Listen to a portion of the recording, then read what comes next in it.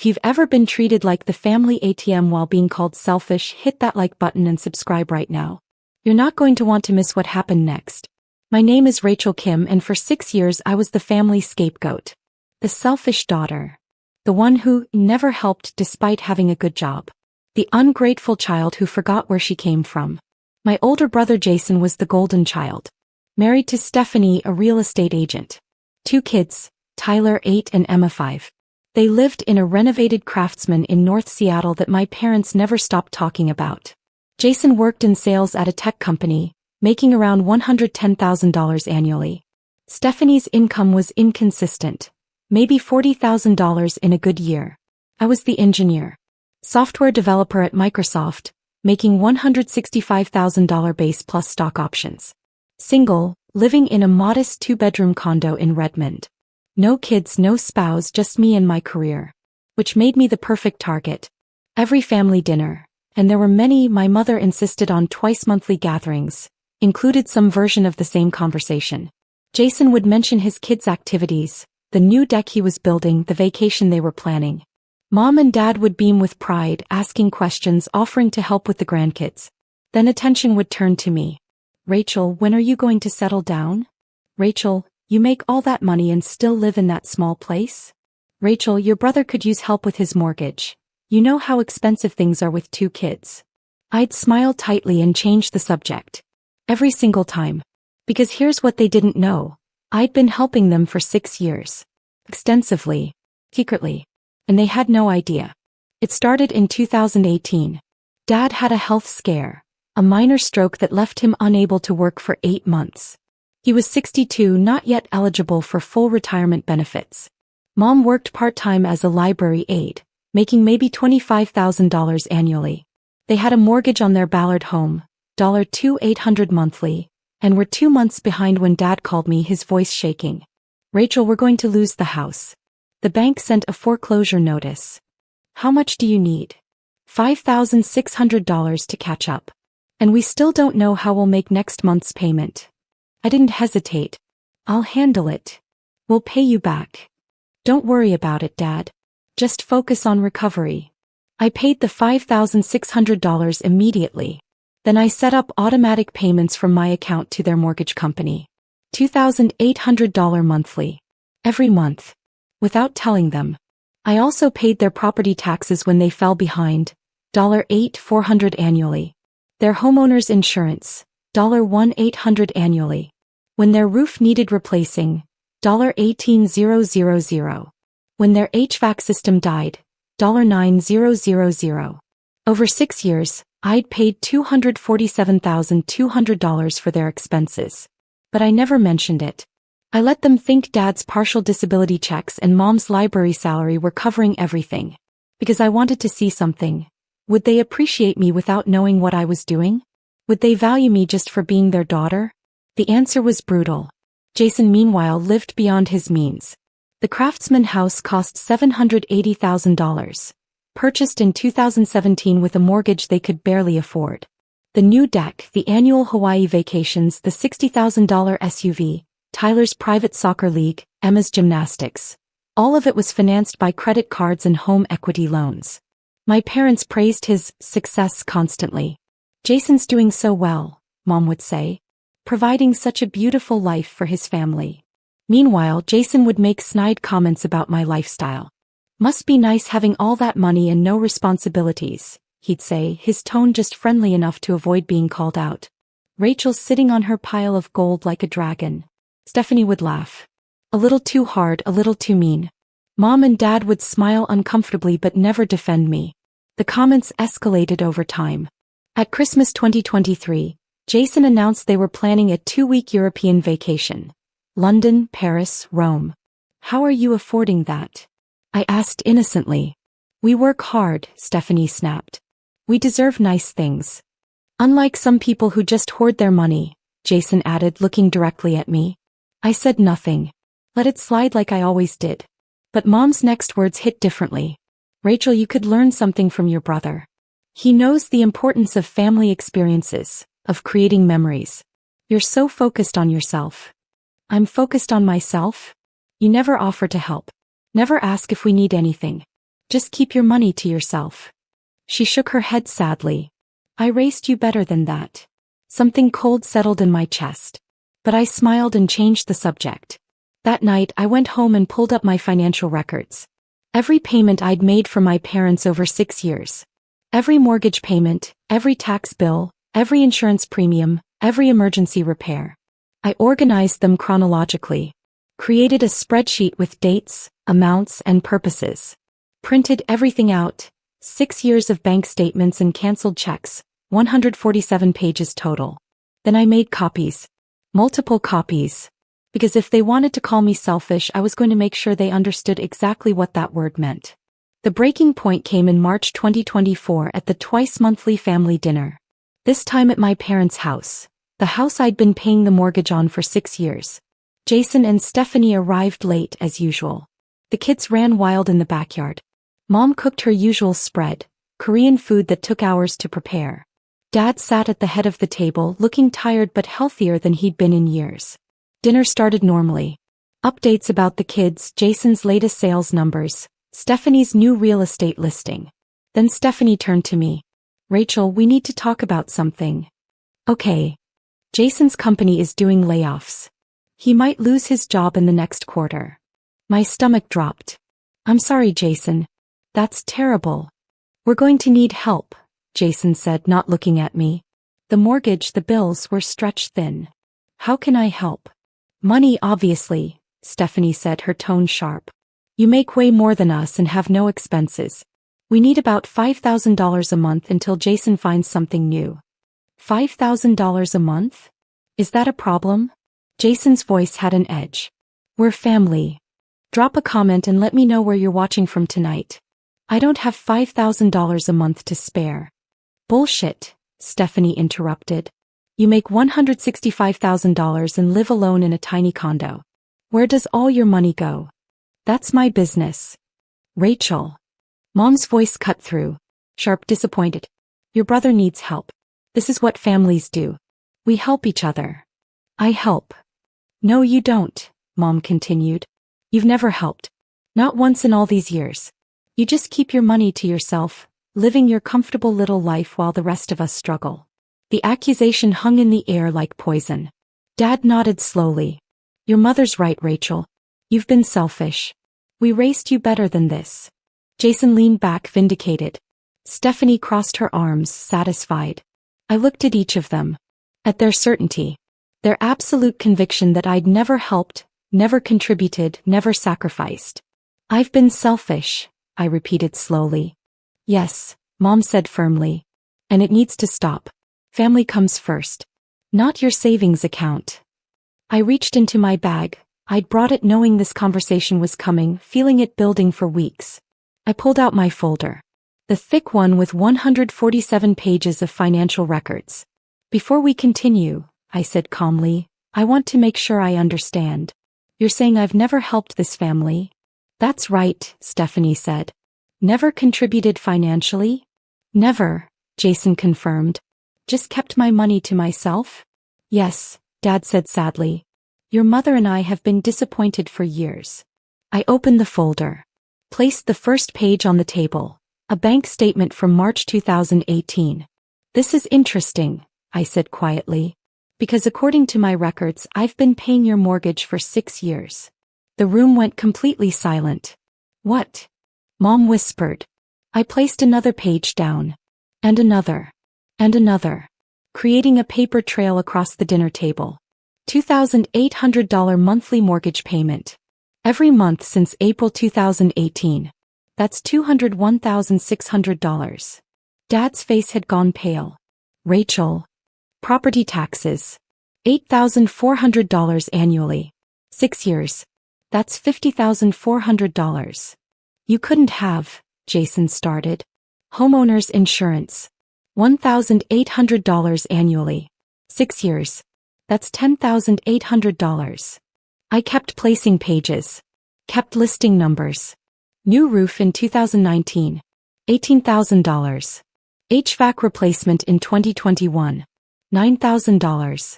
Plumbing emergency in 2022. $3,400.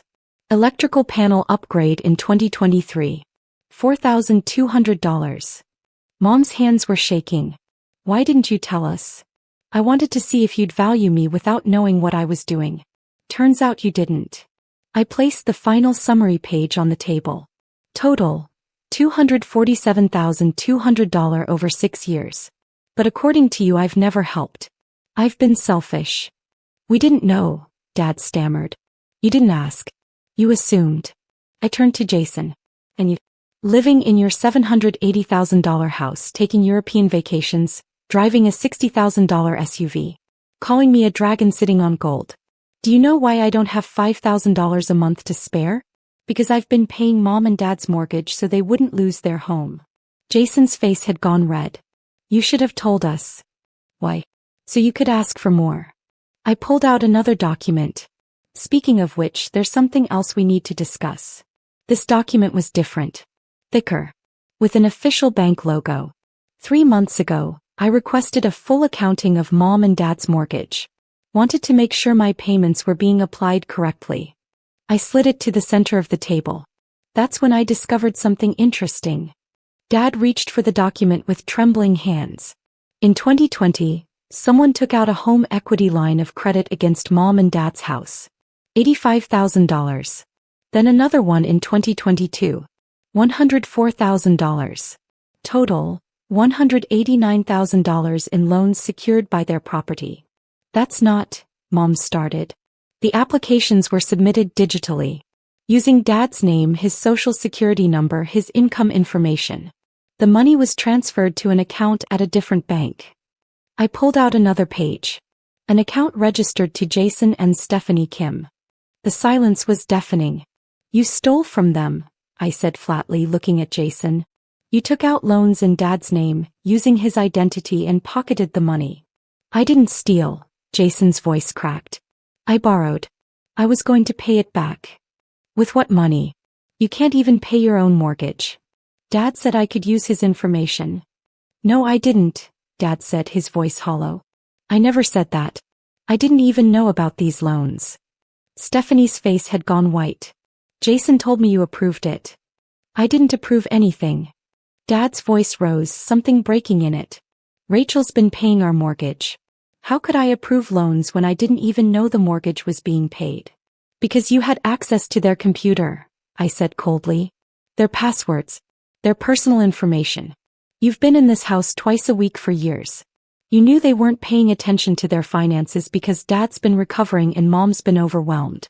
So you committed identity theft and fraud. This is ridiculous, Jason stood up abruptly. Sit down, Jason, a new voice said from the doorway. We all turned. 2 men stood there. One in his 50s wearing a suit, one younger with a badge clipped to his belt. I'm Detective Mark Rivera with the Seattle Police Department Financial Crimes Unit, the younger man said.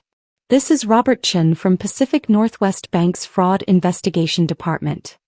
What is this? Stephanie demanded. Rachel contacted us 3 weeks ago, Detective Rivera said, walking into the dining room. She provided documentation of identity theft and loan fraud involving her parents. We've spent the past 3 weeks verifying her evidence. Robert Chen stepped forward, looking at my parents. Mr. and Mrs. Kim, I need to confirm. Did you authorize any home equity loans between 2020 and 2022? No, Dad whispered. We didn't. Did you give anyone permission to use your personal information to apply for loans? No. Chen nodded, then turned to Jason. Mr. Kim, the IP addresses for the loan applications traced to your home network. The phone number used for verification calls belongs to you. The account receiving the loan funds is registered in your name. I can explain. Jason Kim, you're under arrest for identity theft, wire fraud, and exploitation of a family member. Detective Rivera moved toward him with handcuffs. You have the right to remain silent. Wait. Stephanie jumped up. This is insane. We're family. You can't. Ma'am, if you were aware of the fraud, you may also be charged. I didn't know. Stephanie's voice went shrill. Jason handled the finances. He told me his dad approved everything. Hit that subscribe button if you've ever had to expose toxic family to protect yourself, because what happened next was devastating. Jason didn't resist as they handcuffed him. He just stared at me, his expression a mixture of betrayal and disbelief. You called the cops on your own brother?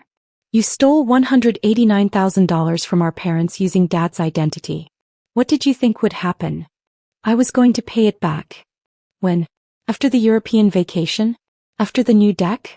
After Tyler's private soccer and Emma's gymnastics? My voice was ice. You've been living on stolen money while calling me selfish. Detective Rivera led Jason toward the door. Stephanie was crying now, mascara streaming down her face. What about the kids? What am I supposed to tell them? Tell them the truth, I said. Tell them their father committed fraud. After they left, the dining room felt like a tomb. Mom sat frozen, staring at the papers scattered across the table. Dad had his head in his hands. The untouched food was growing cold. You set up your own brother, Mom said finally, her voice hollow. I documented his crimes. There's a difference. You could have talked to us. Worked it out as a family. I did work it out. I've been working it out for 6 years by paying your mortgage while Jason stole from you. I stood up, gathering my folder. But you still called me selfish. Still praised him while dismissing me. Still demanded I give more while he took everything. We didn't know. That's the problem, Mom. You didn't know because you never looked. Never asked. Never cared enough to understand what I was actually doing. I picked up my bag. You saw what you wanted to see, a successful son and a selfish daughter. Never occurred to you that reality might be the opposite. What happens now? Dad asked, his voice broken. Now, Jason's facing federal charges. The prosecutor thinks he'll get 3 to 5 years. The bank will want restitution, all $189,000 plus interest and fees. Your house has a lien against it until that's settled. Our house, Mom gasped. The house I've been saving for 6 years. Yeah. I moved toward the door. The bank is working on a settlement. Since you didn't authorize the loans, you're not legally responsible. But the process will take months. Maybe a year. Will we lose the house? Dad whispered. I paused. Considered making them sweat. Decided against it. No. I've negotiated with the bank. I'll continue paying the mortgage and handle the legal fees to resolve the fraud. The house stays in your name, clear title once this is settled. I'm covering everything. Why? Mom asked. After what we said, after how we treated you, why would you still help? Because unlike Jason, I actually care about this family. But I'm done being your scapegoat. I opened the door. I'm done with the twice-monthly dinners where you praise him and dismiss me. I'm done pretending to be less than I am so you feel comfortable criticizing me. I'm done begging for basic respect from people who should give it freely. Rachel, please. I'll pay your mortgage until the house is clear. I'll handle the legal mess Jason created. But our relationship, that needs to be rebuilt from the ground up. Based on honesty. Based on who I actually am, not who you assumed I was. What do you want from us? Dad asked. I want you to think about the last 6 years. About every time you called me selfish while I was paying your bills. About every time you praised Jason while he was robbing you. About every time you demanded more from me while taking everything for granted. I paused at the doorway. Then, if you want a relationship with me, we build a new one. One where I'm not the family ATM or the convenient scapegoat. I left them sitting at the table, surrounded by 147 pages of evidence that their selfish daughter had been their salvation all along. The immediate aftermath was catastrophic for Jason and Stephanie. The arrest made the local news, Seattle tech worker charged with family fraud. Jason's company fired him immediately, not just because of the pending layoffs, but because identity theft was a termination-worthy offense. Stephanie's real estate license was suspended pending investigation. Washington state takes fraud seriously, even when you're not the primary perpetrator. Their income dropped to zero overnight. The Craftsman house went on the market within 2 weeks. They needed money desperately, for Jason's legal defense for basic living expenses for the kids. It sold in 9 days for $765,000, barely enough to cover their mortgage, the home equity loan they'd taken out themselves, not the fraudulent ones, and the credit card debt. After everything was settled, they cleared maybe $40,000. Half went to Jason's attorney retainer. The rest disappeared into living expenses within 3 months. They moved into a rental, a 3-bedroom apartment in Renton, a significant downgrade from their Craftsman showcase. Tyler had to leave his private soccer league. Emma's gymnastics ended. The European vacation was cancelled. Deposits lost. Stephanie's parents took the kids for weeks at a time while Jason dealt with court appearances and Stephanie scrambled to find work. Any work, since her real estate career was dead. Jason called me once, 6 weeks after his arrest. I almost didn't answer. Rachel, please. We need help. The kids are asking why we had to move, why Daddy's always at court. What do you want me to say, Jason? I'm sorry. I fucked up. I know that. But Tyler and Emma don't deserve to suffer for my mistakes. You should have thought about them before committing fraud. I did it for them. To give them a good life, to provide experiences. You did it for yourself, I interrupted. To maintain an image you couldn't afford. To look successful. And you blamed me for your failures. I was wrong. Yes, you were. You called me a dragon sitting on gold. Told me I was selfish. Convinced our parents I never helped. And the entire time I was paying their mortgage while you were robbing them. I paused. Do you have any idea how much that hurt? Silence on his end. I watched you get praised for 6 years. Watched Mom and Dad beam with pride at your success while dismissing my career as if it didn't matter. And when they needed help, when they were about to lose their house, I stepped up silently because I loved them. Because that's what family actually means. Rachel. You don't get to call me now and ask for help. You made your choices. These are the consequences. What about Tyler and Emma? I've set up education accounts for both of them. $50,000 each, untouchable until they're 18. They'll have money for college that you can't steal or squander. Kept my voice level. That's for them, not you. Don't contact me again. I hung up. He took a plea deal 3 months later. 4 years in federal prison, full restitution of $189,000 plus $47,000 in interest and fees, and a permanent fraud conviction on his record. He'd never work in tech again, never get security clearance, never hold a professional license. His sentencing was in August. I didn't attend. My parents' reaction was more complicated. For the first month after the dinner they called constantly. Mom left tearful voicemails. Dad sent long emails explaining, justifying, apologizing. I responded to none of them.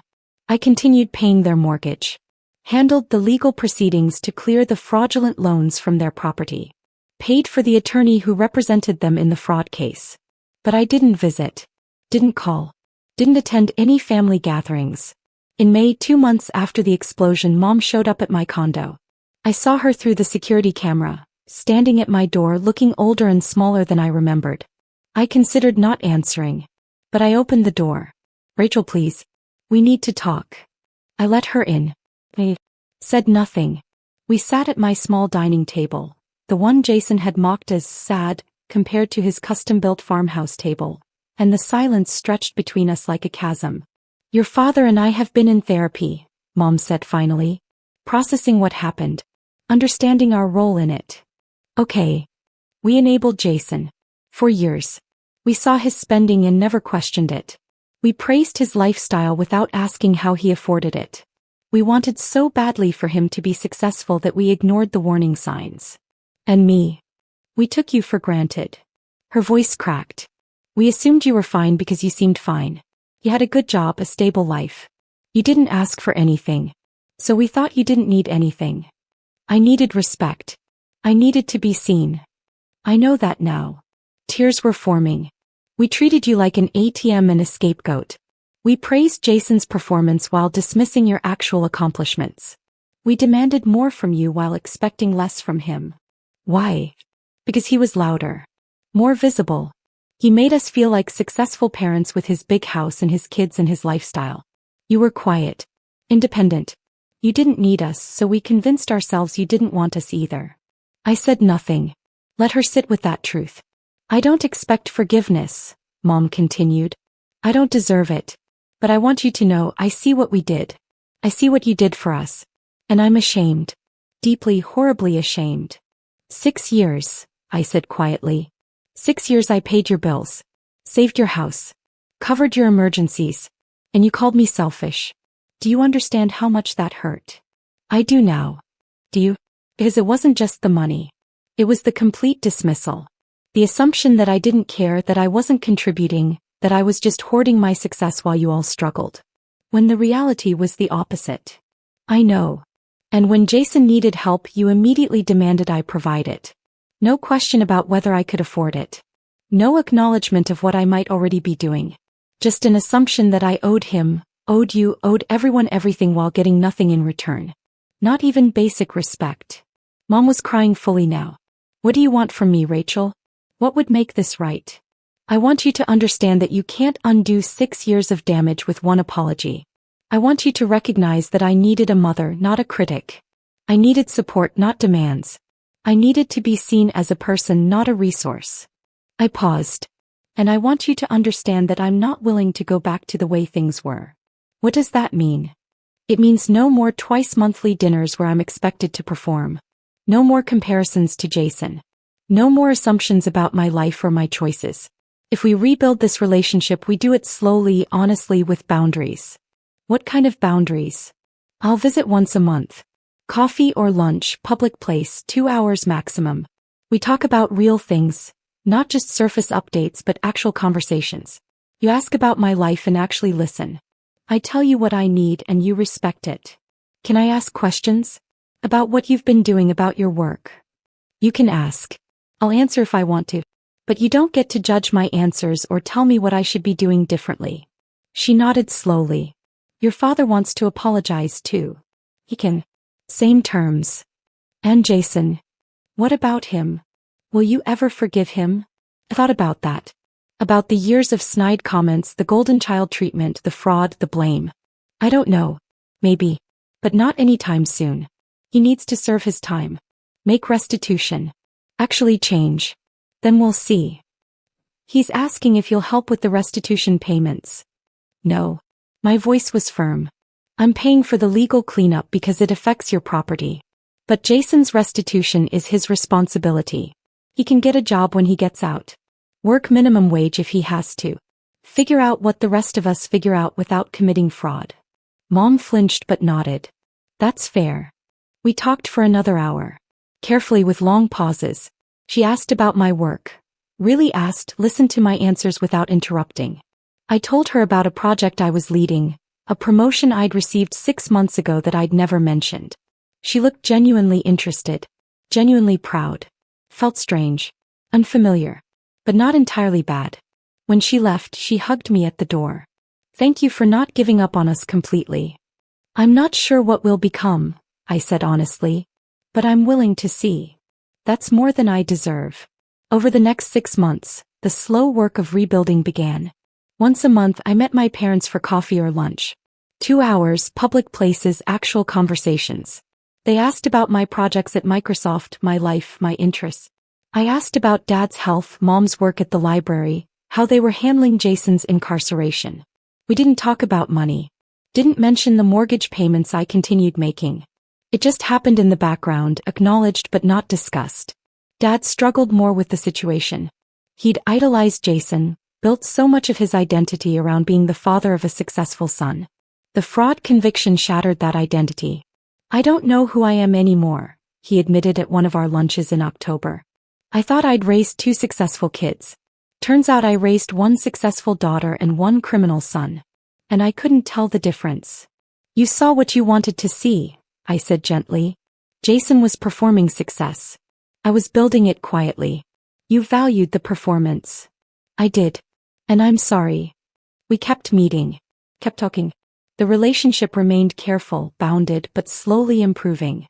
I declined their invitation to Thanksgiving. Too soon, too much. They understood. Christmas I reconsidered. Sent a gift. A photo album I'd made filled with pictures from my childhood, my career, my life over the past 6 years. Each photo had a caption explaining what was happening, what I'd been building, what I'd been achieving while they weren't looking. Mom called when she received it. Rachel, this is beautiful. I had no idea. I know. That was the problem. Can we see you? Maybe for an hour on Christmas Eve. I agreed. 1 hour became 2. We exchanged gifts, shared a meal, talked carefully around the damage we were still healing. It wasn't perfect. It wasn't the family I'd wanted. But it was honest. If you've ever had to walk away to save yourself, tell me your story in the comments. What would you have done in my situation?